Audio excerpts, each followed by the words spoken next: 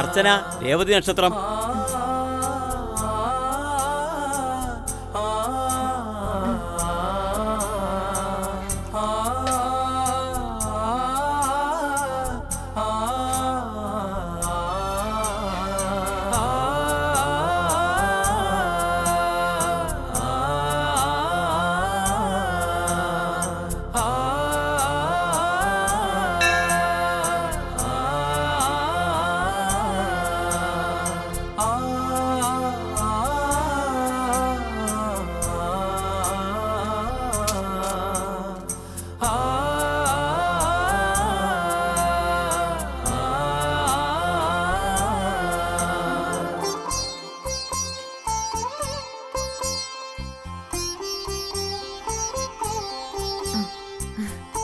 ഇതിനായിരുന്നല്ലേ നീ രസീത് എഴുതാൻ മുമ്പേ ഓടിയത്?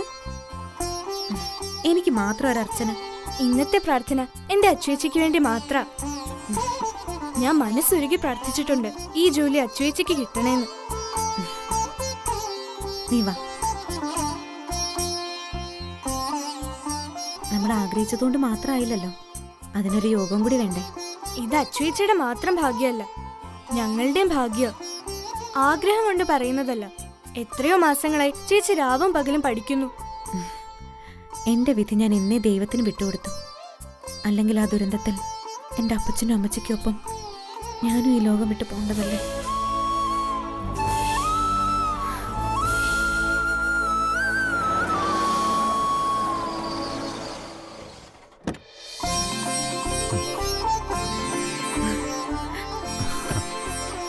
ആരാ ചേച്ചി ഇത്?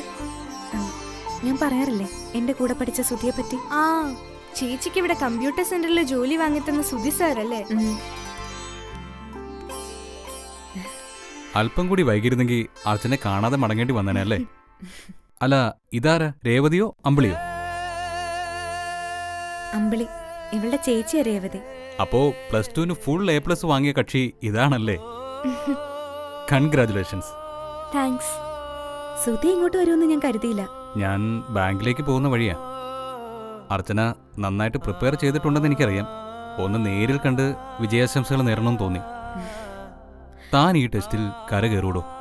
എന്നെപ്പോലെ ഏതെങ്കിലും ഒരു ബാങ്കിൽ അർച്ചനയ്ക്കൊരു സീറ്റ് ഉറപ്പാ. കണ്ണൂരല്ലേ പരീക്ഷാ സെന്റർ? അതെ. ഏത് ട്രെയിനിലാ പോകുന്നത്? 6:30-ക്കുള്ള മലബാർ എക്സ്പ്രസ്സിൽ. ഓ, അപ്പോ കൂടെ ആരാ വരുന്നത്? വീട്ടിൽ നിന്ന് ആരുമില്ല. ചിറ്റപ്പൻ ഓട്ടത്തിന് പോയി. ഇവരെ തനിച്ചാക്കി കുഞ്ഞമ്മയ്ക്കും വരാൻ പറ്റില്ല. സുജിയോടൊപ്പാ പോകുന്നത്. അവളുടെ അച്ഛനും അമ്മയും കൂടെയുണ്ട്. അപ്പോ കൂട്ടിന് ആളായല്ലോ. ഒരു ടെൻഷനും വേണ്ട. റാങ്ക് ലിസ്റ്റ് വരുമ്പോ ആദ്യത്തെ നമ്പർ അർച്ചനയുടേത് തന്നെയായിരിക്കും. ആ, പിന്നെ ടെസ്റ്റ് കഴിഞ്ഞിട്ട് എന്നെ ഒന്ന് വിളിക്കണം. വിളിക്കാം. All the best.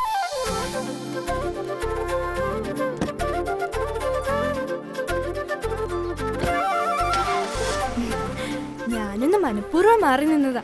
എന്തിന്? അല്ല, നിങ്ങൾക്ക് മാത്രമായിട്ട് എന്തെങ്കിലും സംസാരിക്കാനായിട്ട്. നിന്നെ മാറ്റി നിർത്തി ഞങ്ങൾക്ക് എന്താ സംസാരിക്കാനുള്ളത്? നിന്റെ മനസ്സിൽ എന്താന്ന് എനിക്ക് മനസ്സിലായി.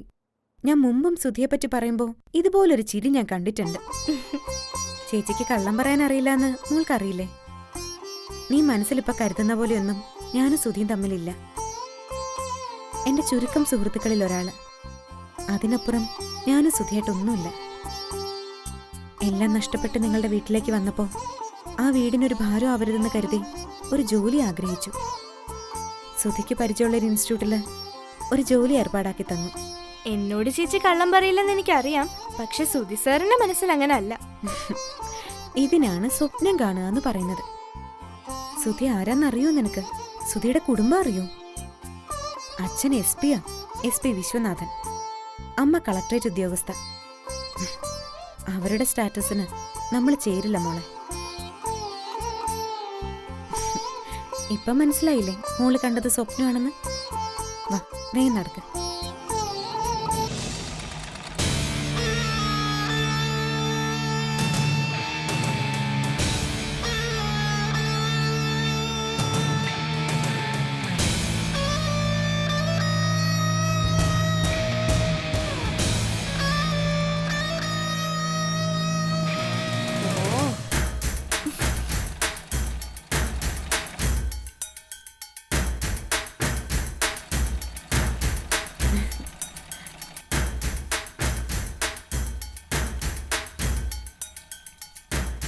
എന്താ ഇത്ര വൈകിയേ? അത് കുഞ്ഞമ്മേ, പ്രാർത്ഥിക്കാനൊന്നും അല്ലല്ലോ പോയത്, ദൈവത്തെ ഇണക്കി പ്രതിഷ്ഠിക്കാനല്ലേ.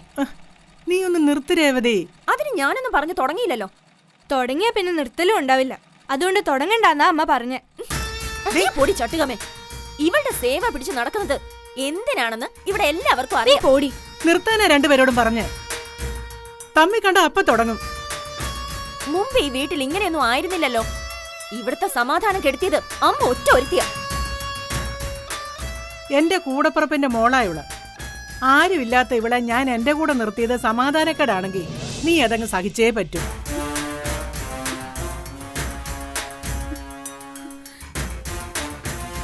മോളെ, നീ ചെന്ന് പോകാനുള്ള കാര്യങ്ങളൊക്കെ നോക്ക്.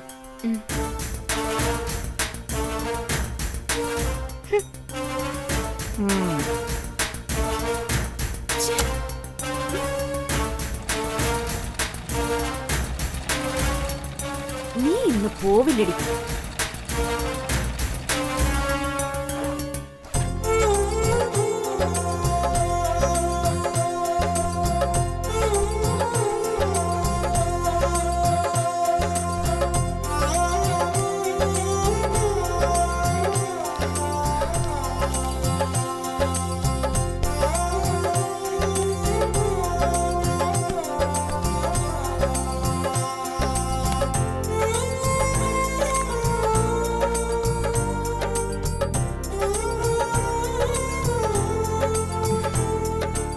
അപ്പച്ച, അമ്മച്ചി, എന്നെ കാത്തോണേ. അവസാനത്തെ പ്രതീക്ഷയായി ടെസ്റ്റ്.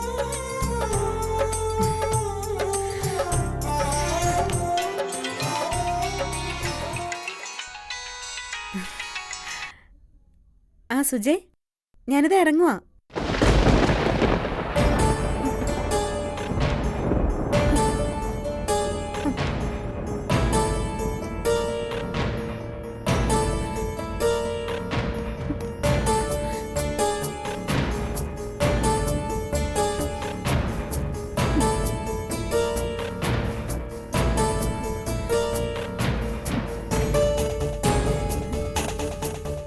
ചേച്ചിക്ക് രാത്രി കഴിക്കാനുള്ള ഭക്ഷണം റെഡി. എന്താ ചേച്ചി, എന്തിനാ സങ്കടപ്പെടുന്നേ? ഓ, ഇപ്പോഴും രേവതി പറഞ്ഞതൊക്കെ ഓർത്തിരിക്കുകയാണോ? അവളുടെ സ്വഭാവം അറിയില്ലേ? അസൂയ അവൾക്ക്. ചേച്ചി അതൊന്നും മൈൻഡ് ചെയ്യണ്ട. അതൊന്നും അല്ല മോളെ പ്രശ്നം. സുജ വിളിച്ചിരുന്നു. അവളുടെ അമ്മൂമ്മ മരിച്ചു. അവരെല്ലാം പത്തനംതിട്ടയിലേക്ക് പുറപ്പെടുക. ചേച്ചി, അപ്പൊ ടെസ്റ്റ്? എനിക്ക് യോഗ ഇല്ല മോളെ. അതൊരിക്കൽ കൂടി തെളിഞ്ഞു. ചേച്ചിക്ക് പരിചയമുള്ള വേറെ ആരെങ്കിലും ഉണ്ടോ ടെസ്റ്റിന്? എനിക്കിവിടെ ആകെ പരിചയമുള്ളത് സുജയ് മാത്രം. വേണ്ട, വിധിച്ചിട്ടില്ല. അങ്ങനെ വിധിക്ക് കീഴടങ്ങാൻ പാടില്ല. ഞാൻ നോക്കിയിട്ടൊരു വഴിയുണ്ട്. ചേച്ചി അതിന് തയ്യാറായ നമ്മൾ രണ്ടുപേരും മാത്രമേ ഈ വിവരം അറിയൂ. ചേച്ചി സുധി സാറിനെ വിളിച്ച് വിവരം പറ. സുധി എന്ത് ചെയ്യാനാ? സുധി സാറ് ചേച്ചിക്ക് കൂട്ടായി വരും. വീണ്ടും വിചാരമില്ലാതെ സംസാരിക്കരുത്. ആരെങ്കിലും ഈ വിവരം അറിഞ്ഞ ഇപ്പൊ എനിക്ക് വലുത് നിങ്ങളുടെ ഭാവിയാ. അന്യനായ ഒരു ചെറുപ്പക്കാരന്റെ കൂടെ ടെസ്റ്റ് എഴുതാൻ പോയിന്ന് കേട്ടാ അതോടെ തീർന്നു. ആരും അറിയാൻ പോകുന്നില്ല. രാത്രി വണ്ടിക്ക് കയറിയ രാവിലെ സ്ഥലത്തെത്തില്ലേ? അതേ വണ്ടിക്ക് തിരിച്ച് രാവിലെ വീട്ടിലെത്താം. ഇവിടെ ആരോടും പറയാതിരുന്നാ പോരെ? ഈ ടെസ്റ്റ് ചേച്ചി എഴുതണം. ചേച്ചിയുടെ ജീവിതമായിട്ട് ഇതിനെ കാണണം. നീ എന്ത് പറഞ്ഞാലും സുധി ഇക്കാര്യത്തിൽ കൂട്ടുവിളിക്കാൻ ഞാനില്ല. വിധിക്കാത്തത് കൊതിച്ചിട്ട് കാര്യമില്ല. ജീവിതം പഠിപ്പിച്ച പാടാത്.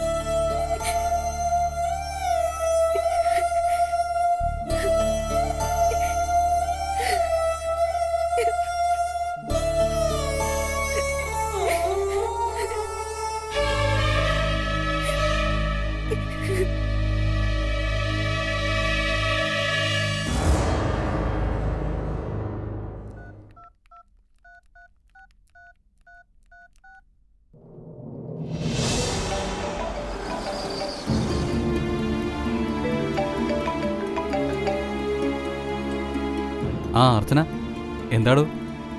സർ, ഞാൻ അമ്പിളിയാ, അച്ചുവേച്ചിയുടെ അനിയത്തി. ആ, എന്താ അമ്പിളി? സർ, ചേച്ചിക്ക് ടെസ്റ്റിന് പോകാൻ പറ്റില്ല. അതെന്താ?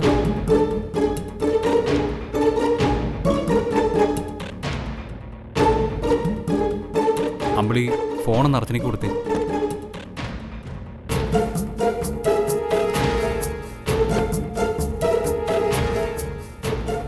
ചേച്ചി സംസാരിക്കും. ആരാ? ആരാന്ന് അറിഞ്ഞിട്ടേ സംസാരിക്കും. പിടിക്കേച്ചി. ഹലോ. 6:30-ക്കല്ലേ ട്രെയിൻ? അത് പിന്നെ സുധി. അർച്ചന, ഈ ടെസ്റ്റിൽ താൻ ജയിക്കണം. അത് വേണ്ടെന്ന് വെക്കാൻ പാടില്ല. താൻ ഇറങ്ങ്. കൃത്യസമയത്ത് ഞാൻ റെയിൽവേ സ്റ്റേഷനിൽ എത്തിയിരിക്കും. അത് വേണ്ട സുധി, ഞാൻ പോകുന്നില്ല. മനസ്സിലായി. എന്റെ കൂടെ വരാനുള്ള ബുദ്ധിമുട്ട് കൊണ്ടല്ലേ താനീ പറയുന്നത്. ഇനിയും ചിന്തിച്ച് നിൽക്കാതെ ഇറങ്ങർച്ചന. ഞാൻ തന്റെ കൂടെയുള്ള വിവരം വേറെ ആരും അറിയത്തില്ല. 10 പേരുടെ പിന്നിൽ ഞാൻ നിന്നാ പോരെ? അത് ഞാൻ ചെയ്തോളാം. അപ്പോ റെയിൽവേ സ്റ്റേഷനിൽ കാണാം. ഹലോ. സുധി സാറ് കൂട്ടുവരാന്ന് സമ്മതിച്ചില്ലേ? നീ കാണിച്ചത് ഒട്ടും ശരിയായില്ല അമ്പിളി. ഇതിൽ എന്ത് ശരികേടാ ചേച്ചി ഉള്ളത്? ഒരു പകലത്തെ കാര്യല്ലേ ഉള്ളൂ. രാത്രി കഴിയുന്നത് ട്രെയിനിലും. ചേച്ചിക്ക് ഈ ജോലി കിട്ടിയ രക്ഷപ്പെടുന്ന ചേച്ചി മാത്രാണോ? ഞങ്ങൾക്ക് കൂടി അത് തണലാവില്ലേ? ഒരു വാടക വീട്ടിലാണ് എപ്പോഴും ജീവിക്കുന്നത്. എനിക്ക് പഠിക്കണമെന്ന് ആഗ്രഹമുണ്ട് ചേച്ചി. അച്ഛൻ വീട്ടിൽ തരുന്നത് എന്താണെന്ന് ചേച്ചിക്ക് അറിയാലോ. എനിക്കറിയാം എന്റെ പഠിത്തം ഇവിടെ തീർന്നെന്ന്. മോളെ, ഞാൻ മോഹിച്ചു പോയി ചേച്ചി. ചേച്ചിക്കൊരു ജോലി കിട്ടിയ എനിക്ക് ഇനിയും പഠിക്കാന്ന്. ഒരു ഡോക്ടർ ആവണമെന്ന മോഹമൊന്നും ഇല്ല ചേച്ചി. സ്വന്തം കാലിൽ നിൽക്കാനും കുടുംബം പോറ്റാനും ഒരു ജോലി, അത് ഞാൻ ആഗ്രഹിച്ചു പോയി. ചേച്ചിക്കൊരു ജീവിതമാർഗം തുറന്നു കിട്ടിയ നിന്നെ ഞാൻ പഠിപ്പിക്കും. നീ ആഗ്രഹിക്കുന്ന ഏതറ്റം വരെയും നിന്നെ ഞാൻ കൊണ്ടെത്തിക്കും. എനിക്ക് നിങ്ങളല്ലാതെ വേറെ ആരാ ഉള്ളത്? എങ്കിൽ ചേച്ചി പോണം.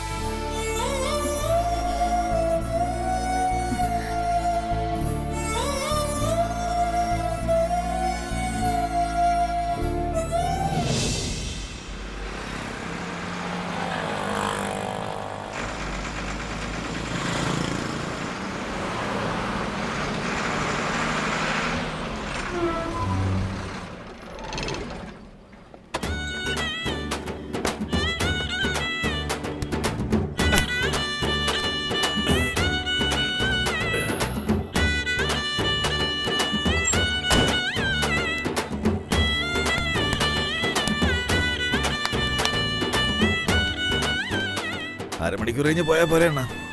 നീ പോയി കഴിക്കാൻ എന്തെങ്കിലും ഓർഡർ ചെയ്തോ.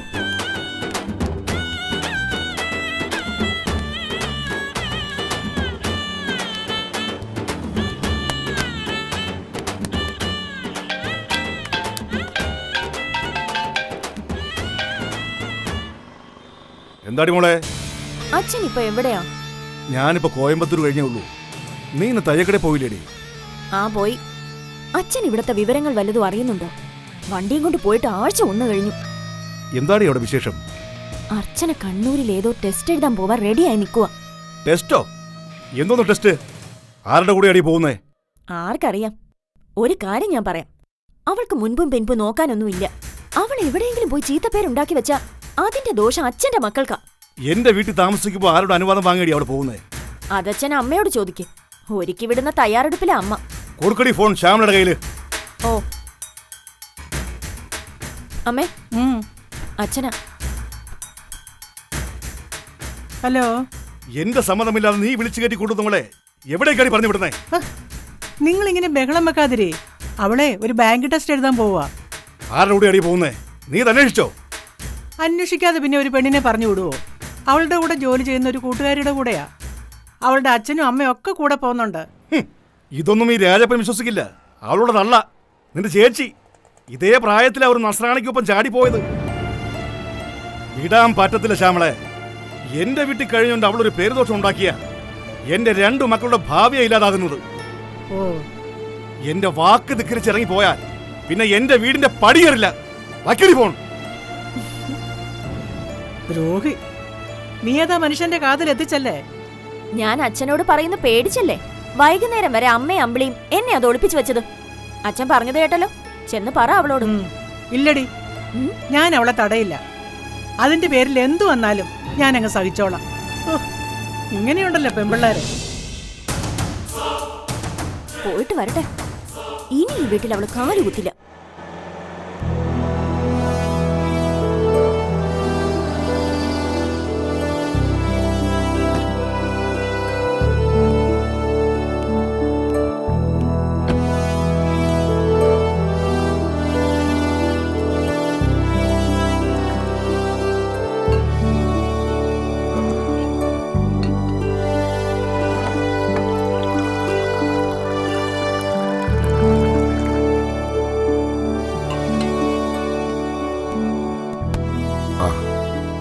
നീ എങ്ങോട്ടാ? അത് ഒരു ഫ്രണ്ടിന്റെ വിവാഹം ഉണ്ടച്ചാ. ഓഹോ, കണ്ണൂർ വെച്ചിട്ടാ. വിവാഹോ? ഏത് ഫ്രണ്ടിന്റെ? എന്റെ ഫ്രണ്ട്സിനെ എല്ലാം അമ്മയ്ക്ക് അറിയാവോ? ഈ വിവരമൊന്നും നേരത്തെ നീ എന്നോട് പറഞ്ഞില്ലല്ലോ. എന്നാൽ ഇപ്പൊ പറയുന്നു. നാളെ രാവിലെയാണ് വിവാഹം. ഞങ്ങൾ 4 പേര് ഇന്ന് രാത്രി പുറപ്പെടുന്നു. മറ്റന്നാ രാവിലെ തിരിച്ചെത്തും. അതിന് നീ എന്തിനാ ചൂടാവുന്ന? നീ എവിടെ പോകുന്നു, എന്തിനു പോകുന്നു എന്നൊക്കെ അന്വേഷിക്കാൻ എനിക്ക് അവകാശമില്ലേ? അവകാശമൊക്കെ ഉണ്ട്. പക്ഷെ ഈ ചോദ്യം ചെയ്യലെന്തിനാ? ചോദ്യം ചെയ്യുന്നെങ്കിൽ അതിന് കാരണം ഉണ്ടാവും. കൂടെയുള്ള ആരുടെയെങ്കിലും ഫോൺ നമ്പർ തന്നിട്ട് പോ. ഒന്നാക്കുന്നത് എന്തിനാ? 4 പേരുടെ നമ്പറും ഡീറ്റെയിൽസും അമ്മയുടെ വാട്സാപ്പിലേക്ക് ഞാൻ അയച്ചു തരാം. ആ മറ്റുള്ളവരുടെ വിവാഹത്തിൽ പങ്കെടുത്ത് കിടന്നാ മതി. സ്വന്തം ജീവിതത്തിൽ അത് വേണമെന്നില്ലല്ലോ.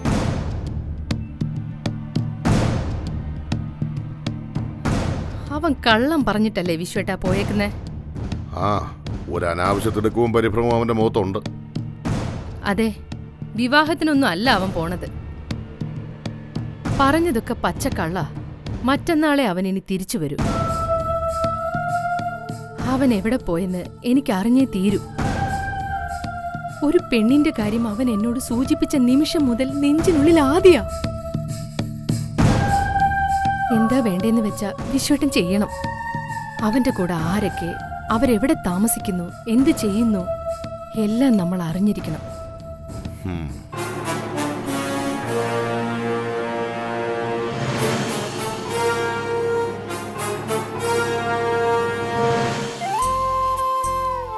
അമ്മേ, ഓ, അച്ചുവെച്ച ഇറങ്ങ.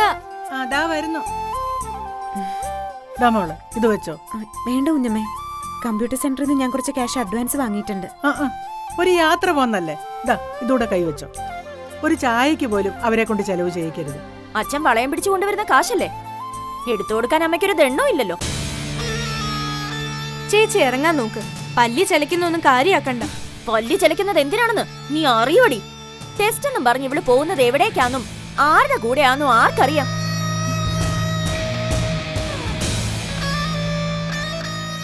അച്ചുവെച്ച് ഇറങ്ങാൻ നോക്ക്. പോയിട്ട് വരാം. തിരിച്ച് നീ പടി കേറില്ലടി. അതിനു മുമ്പേ ഞാൻ അച്ഛനെ വിളിച്ച് വരുത്തിയിരിക്കും. നീ ചെല്ലുമോളെ. ഓ, അതെ, അവൾക്ക് ജോലി കിട്ടിയ അവള് പൊടിയും തട്ടി പോവും. പൊയ്ക്കോട്ടെ, നിനക്ക് നഷ്ടങ്ങളൊന്നുമില്ലല്ലോ. ഉണ്ടടി. പെണ്ണ് 2 പല്ലവിയായിരുന്നു അച്ഛന്. അത് കേട്ട് സഹിയേട്ടാ ഒന്നിനെ കൂടി ദൈവം ഇങ്ങോട്ട് തള്ളിവിട്ടത്. ഇപ്പൊ നാട്ടുകാര് പറയുന്നതേ പുരം നിറഞ്ഞ് 3 പെണ്ണുള്ള വീടെന്നാ. അച്ചുവെച്ച് ഇവിടെ ആർക്കും ഒരു ഭാരമാവില്ല. അവക്ക് സബ്ബ് പറയുന്ന നീ വീട്ടിൽ ഇരുന്ന് പോത്തേ ഉള്ളൂ. ആശം കൂടപ്പുറപ്പാണെന്നൊരു ചിന്ത പോലുമില്ല. മാറങ്ങോട്ടെ. അതെ, വീട്ടിലിരിക്കാനാ വിധിയെങ്കിൽ ഞാൻ അങ്ങ് സഹിച്ചു. നിന്നെ പോലെ ജീവിക്കുന്നതേ കല്യാണം കഴിക്കാനെന്ന ചിന്തയൊന്നും എനിക്കില്ല. ഗുണം പിടിക്കില്ല അവളും ഇവളും.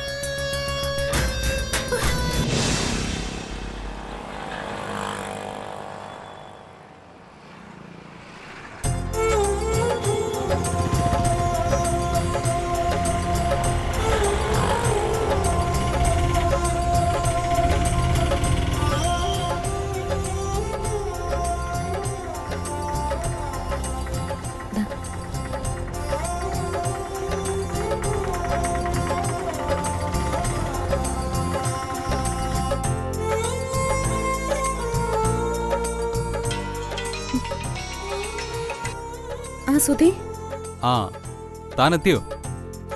ആ ഞാൻ റെയിൽവേ സ്റ്റേഷന്റെ മുമ്പിലുണ്ട്. സുധി എവിടെയാ? താൻ പുറത്തേക്കൊന്ന് വാ. പ്രീപെയ്ഡ് ഓട്ടോ കൗണ്ടറിനടുത്ത് ഞാനുണ്ട്. എന്താ സുധി? ഒന്ന് വാ, ഞാനിവിടെ ഉണ്ട്.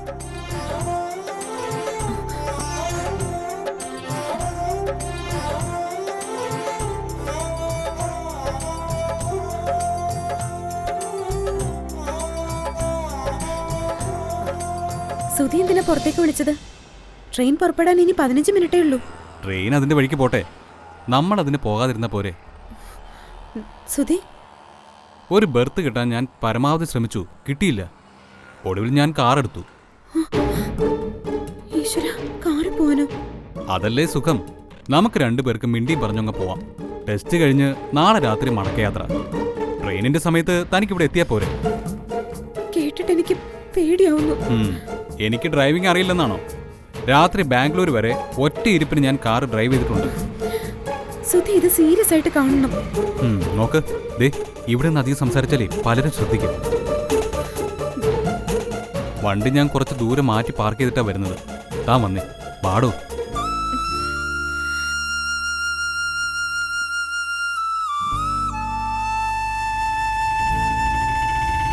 ഓട്ടോ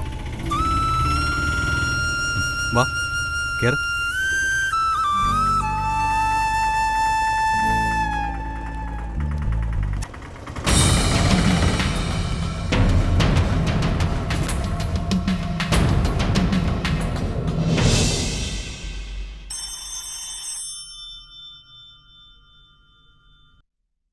ഹലോ സർ, ഞാൻ സി എ ഹേമേന്ദ്രനാണ്. എന്താ ഹേമൻ? സർ, സുധി വീട്ടിലുണ്ടോ? ഇല്ല. ഹേമൻ അവൻ എവിടെയെങ്കിലും വെച്ച് കണ്ടോ?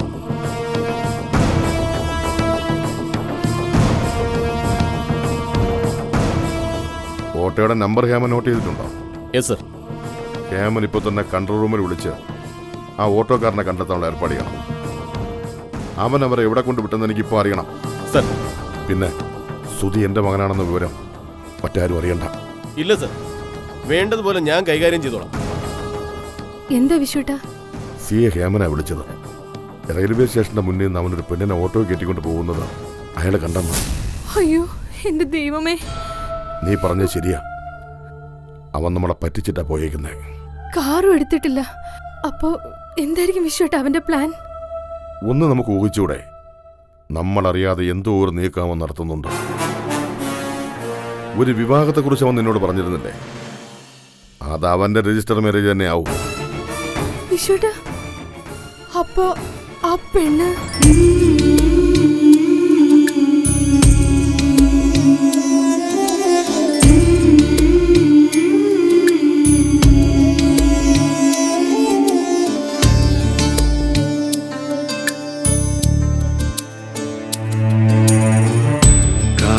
നിലാവിൽ വിടരുന്ന മലരെ കാറ്റോട് പോലും മിണ്ടാത്തതെന്തേ?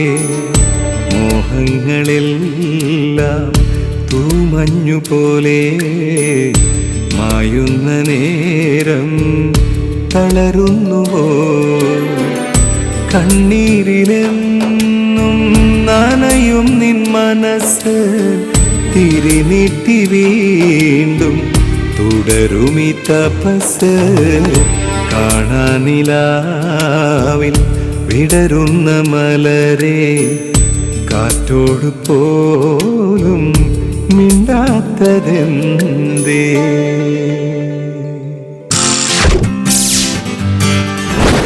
Yeah.